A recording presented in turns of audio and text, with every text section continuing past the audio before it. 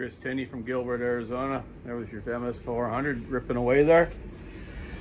Just had two going there. A couple, we let the dogs out, those bark boxes are barking. You can hear the rev limiter hit a bit. Once you get your saw in the wood, she's gonna pull great little saws. Did some nice porting on it for you. A couple other little trick things. You're gonna like it. Hope things are going well down in Arizona there. Maybe you're out golfing or picking cactuses or something. We just got rid of our snow. We had about 18 inches here, so enjoy that sunny weather. Check out the Walkerssawshop.com online store. So keep your saw on the wood, stick on the ice, or your golf club on the green. Over. Have a good day, bud.